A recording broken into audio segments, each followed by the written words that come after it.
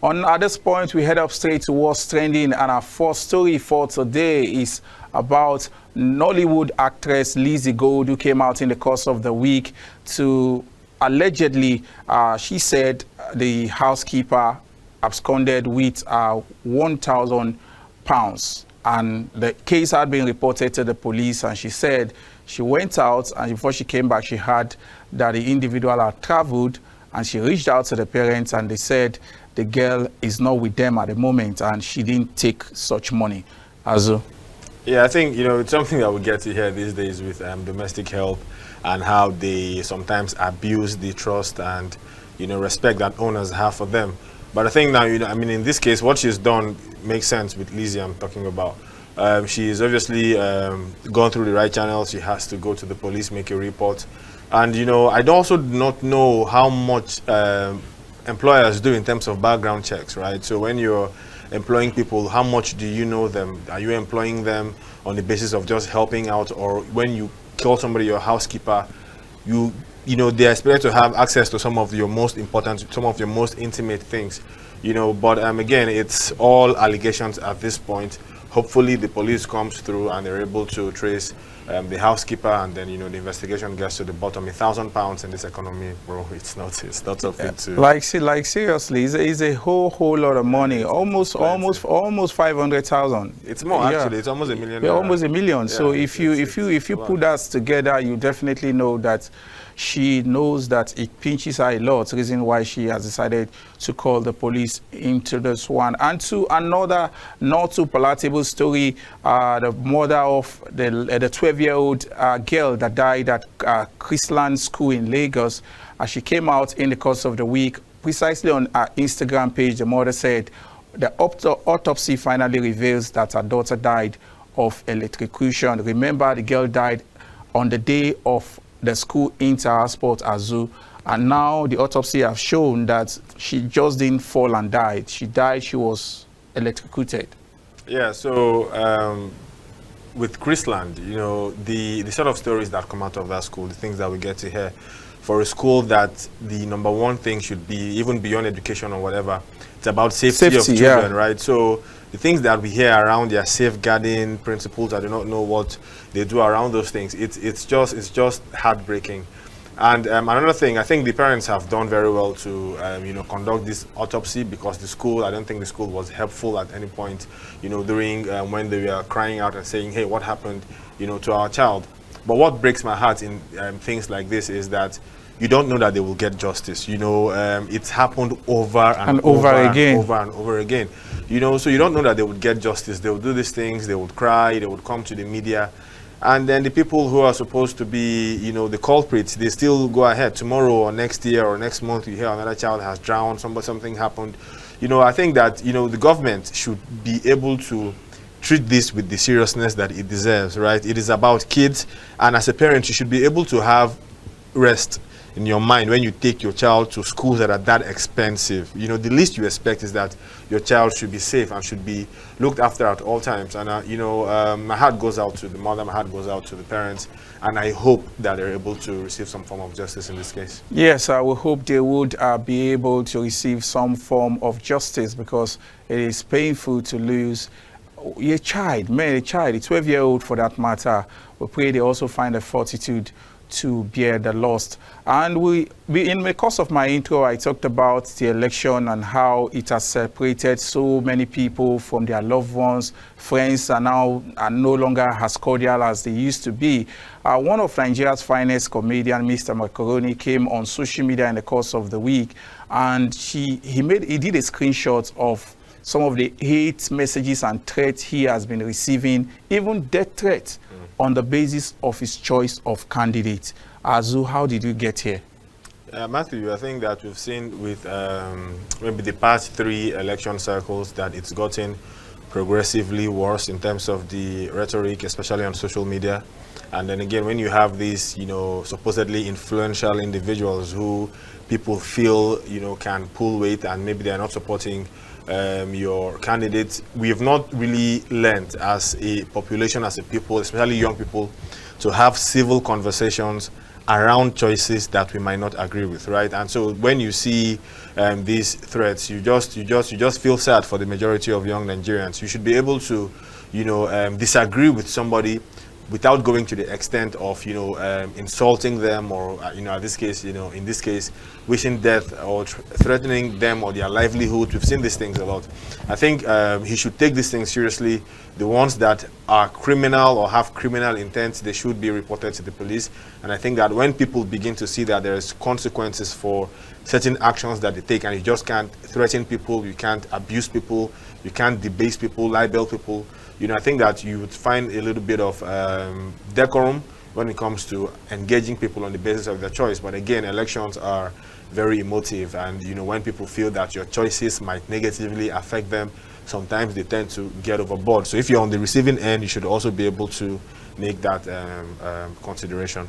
Yes, away from stories pertaining to the elections, now let's talk about plenty of entertainment. One sector that has succeeded in putting us on the map has always been the entertainment industry, precisely our music stars. Let's let you in that Burna Boy, Davido, as well as Wizkid would headline the 2023 Afrobeat Festival in Portugal. Last year it was just only Wizkid, and this year they said no, we want the three giants from Nigeria, precisely Africa. These three guys would headline the carnival from the month of June. Azu, is a big one for Nigeria once again. It's a big one for Nigeria, and it's like you said, the one sector in our economy that, or our national identity, that you would always trust to put us on the global scene in a good light, because Nigeria, oftentimes when we get on the global scene, it's not always for good news or good purposes. So it's a good one. Wizkid, Davido, Burna Boy. I mean, I think for me, I just envy the guys who would be at the Afro Nation in Portugal. I think it's just a great one, and they should continue doing what they do best. Giving our country all the good image that it needs at these very, very difficult times. Yes, away from that, let's go to maybe away from our own domain at this point. Let's talk about Madonna. Madonna is 64 years old, and in the course of the week, news broke that Madonna has dumped his 24-year-old boyfriend now to a 29-year-old boxer who happens to be the trainer of one of his son, and now they are in a relationship. You could see photos of the both of them on social media. Madonna.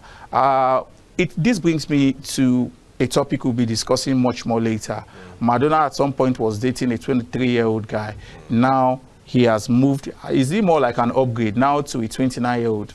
I mean, it depends. First of all, when I saw that story, I was impressed. I think that it's nice. The socially accepted image has always been maybe the older male going after younger females, and I think that when you see a woman who's over 60 going after younger males, I think that it should be something that challenges the normal social norms or status quo. So for that, I think it's great. I think older women should also aspire to find in love with younger people. Obviously, she's 64-year-old. In terms of what you get to do in the other room, might not be. You might need younger blood for that aspect. So from a 23-year-old to a 29-year-old is still within that whole young age spectrum. Perhaps there's a bit more maturity in terms of the 29-year-old, but again, it's like I said, it shouldn't be the exclusive preserves of older males going after younger women. I mean, we've seen in Nigeria, for instance, a person like Ned Nwoko and Regina Daniels. So it's something that's seen as normal.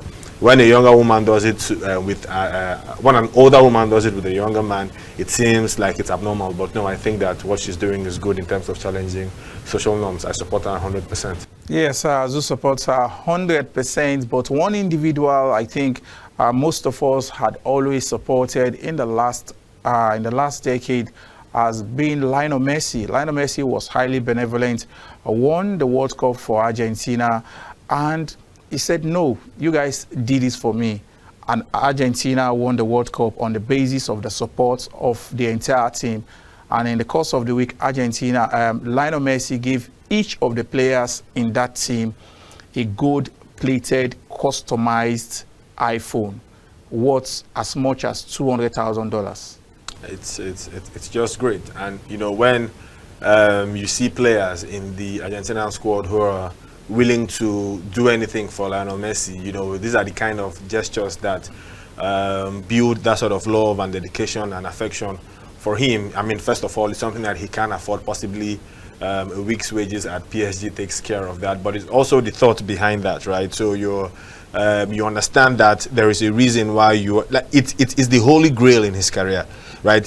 The one thing that people have held against him, you've not been able to win the World Cup, you cannot be considered one of the greatest players of all time or even the greatest player of all time. Yeah. And he's been able to do it, and he understands that he didn't do it by himself, he did it because of the team and the guys around him, and it's his way of showing appreciation and, you know, saying thank you. And I mean, for that, it's fantastic. It's wonderful. It's wonderful. Yes, we'll continue to say congratulations to Lionel Messi, as well as also put it in that Lionel Messi also won the FIFA Best a couple of days back. Yes, he did it to be expected again. I mean, it was always going to be his award after winning the World Cup. And again, congratulations to him. He's had an exceptional last few months. Yeah. Before we go, how do you feel that no African was able to make the FIFA 11? You know, it was disappointing, you know, in a way, especially because if you look at, for instance, the goalkeeping situation, okay, maybe not in the fifth pro, but Martinez was able to get the award for the best goalkeeper in the world purely on the basis of what he did in the World Cup. Then I think that there should be somebody from the Morocco team, you know, that should have been able to get into. Amrabat had an exceptional World Cup, you know. Unahi was also exceptional. Hakimi at right back, not just for his country, but also for his club. You know, he's done very well. And so when you look at that fifth pro, you think, okay, there should be somebody at least from these three people that have called that should have been able to make that team. When you have the likes of Van Dijk there, I mean, what is Van Dijk doing in that team? What is he doing in that team? You know, so yeah, it's sad, because I think that definitely at least one person should have been able to get into that team. Yes, you just had Azu there, incisive analysis as far as Messi and also the FIFA Best is concerned. Only FIFA would be able to answer some of these questions. We'll go on a break at this point, serve you a quotable quote for the week as well as a song for the week. A song for the week, man, you guys don't want to miss it, because we're taking you way, way, way, way back. Enjoy.